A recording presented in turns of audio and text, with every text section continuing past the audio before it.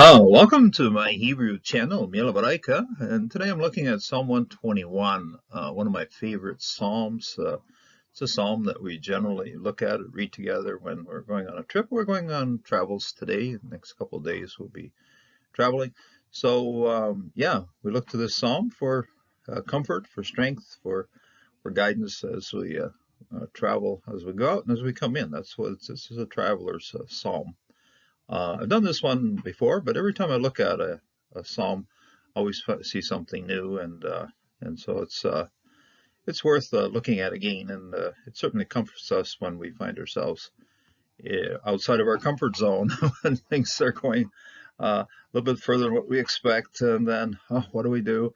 Okay, turn to the Lord, lift our eyes up to Him, and look to Him for His protection. And so this is what we're looking at today. So. שיר למעלות, אשא עיני אל החרים, מאין יבוא אג'רי מעם יהוה, עושש שמיים וארץ.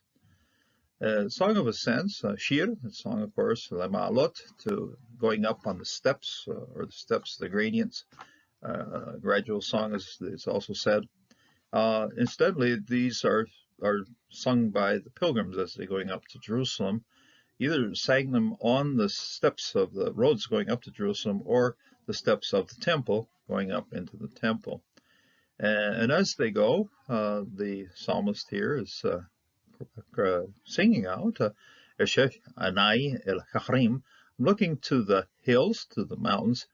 If we place this in a Jerusalem context, these are the hills that surround Jerusalem, and many hills that had idolatrous altars on them and temples that are dedicated to other gods. It started in the days of Solomon when he invited all kinds of the women he married would come establish an embassy. That embassy dedicated to a foreign god would be up on top of the surrounding hills. So am I looking to the hills, to all of those strange gods?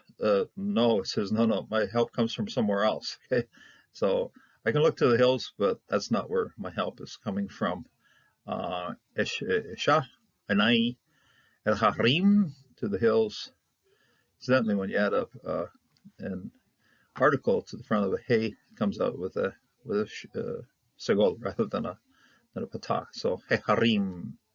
Me'ayin yavo ishri, and this is a question, rhetorical question. Okay, Me'ayin yavo ishri. Where does my help come from? My help. The word help, and this is one thing we're going to see all the way through here, Eshri, the word help as a noun appears something like 22 times in the Bible. As a verb, it's probably twice that.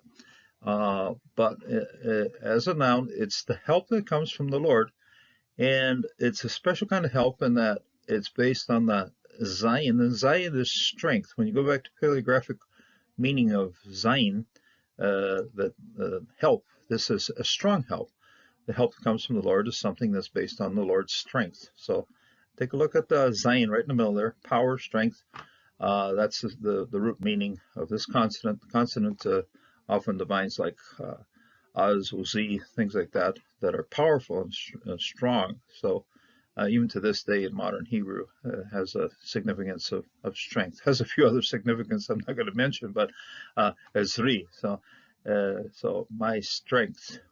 Where does my strength, where does my help come? Okay, so since it's help, okay, but where does my strong help come from? My capable help come from?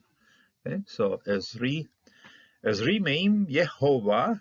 It comes from the Lord, Jehovah. Yehovah, Oshe, who's making, the creator. I saw this ayin seen hey, very basic root. Here's the whole root. Usually, often the hey is assimilated, but in this case, it's still there. So, Oseh, Shamayim va'aretz, who makes the heavens and the earth.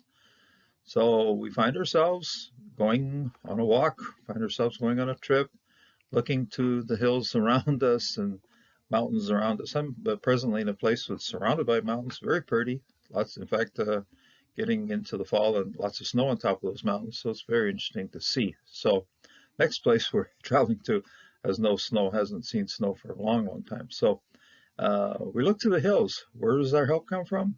It comes from Jehovah, creator of heaven and earth. Al yeten lamot reglecha al yanun shomorecha hine lo yanun velo itzan shomer Yisrael. He does. So these are negations or not. He does not. He does not. And in a certain sense, they're prohibition. Do not give my, and so do not. He does not. So indicative and petitions. Okay. So al yeten, he does not give. Yeten is natan, to give. The root here would be nun tau nun. This one just has, so it's a hortatory. Yeah, it's hortatory. He does not. He does not. Okay. Al yaten lamot, to slip or slide, or lamot, to be moved. Reglecha, to your foot, anything where you're walking and you're into a place that's troublesome or dangerous. He doesn't. He holds your foot strong. Okay. Al yanun, he does not. Al yanun, he does not sleep. Shomorecha, who is guarding you. Now we're going to start seeing shomer a whole lot. Shemorecha, shomorecha. Okay. Oh wow. There's shomorecha. This one is the sheen. This one's the holem. Okay. Shomorecha.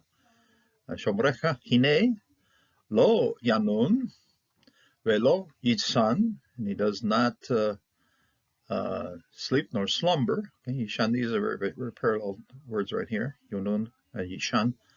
Shomer Israel, participle here, who is guarding, who is keeping, who's keeping care of. Israel, who's keeping care of Israel. The shomer here is first towards all of God's people, and then we're going to see it's a sequence of 3 shomers. I think the next one is shomer as well, in God caring, Jehovah taking care of his people. And then when we get to the end of the psalm, the shomer appears again, and appears very much in a personal sense. Now that's why this particular psalm has so much strength to it, because it covers the whole people. God covers all, guards his people, keeps his people, but also keeps me in a very personal way. So very beautiful structure here. Yehovah shomer. That's the 3rd time in the start of this study. We see shomer. Yehovah shomerecha, Yehovah shilecha al yad yimenecha, yomam v'hashemesh ve'lo yakecha ve'yerach balayla. Pata frutiva, so you can pronounce the A before the chet. So ve'yerach balayla. This is the moon. This is actually another way of even saying Jericho. So by night. Okay. And so this incidentally has pagan connotations. This one does too. This is why it's not mentioned. It's only mentioned once or twice in the Psalms, relationship to God being the Son. In the first 2 chapters of Genesis, the word Shemesh is studiously avoided, because Shemesh is often in ancient pagan cultures was regarded as a god. But here, no. Now this Shemesh will not harm you by day, nor the moon or the moon god will not harm you by night. So Yehovah yom sheshomerecha, Yehovah yitzilecha al yad yimenecha. Yamam ha-shemesh ve'lo yakecha ve'yerach balayla. Yehovah yeshmerecha mekol ra yeshmor et nafshecha. Yehovah yeshmor shaltecha uboecha me'ata ve'ad olam. Jehovah will guard you, will keep you. And like I said, start in the first portion of the psalm.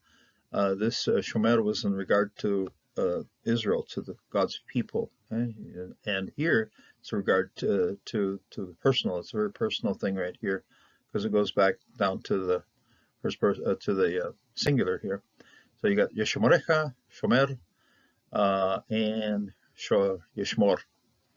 And all of these, this one's a kames hatu, this one's also kames hatu. So this kames is pronounced as an O, that one's pronounced as an O. Of course, this one's a holem, so that will be pronounced as a ho, as an O anyway. So Yehovah yeshmarecha bekol ra yeshmor et nafshecha. Yehovah yeshmor shatecha uboecha me'ata ve'ad olam. And this brings us to meditation from the New Testament. Jesus then tells us something very nicely, very important to our lives. I am the good shepherd. I know my own sheep, and they know me. In other words, we are the sheep of God's fold, and He protects us. He cares for us. And it might seem a little funny to be known as a sheep, but we are coming under His protection. He is the good shepherd. He is the good pastor. He's the one that cares for us. And it says here we must know Him as well, and they know me. So come to know Jesus, because He guards you and He protects you and cares for you. May God bless in this day.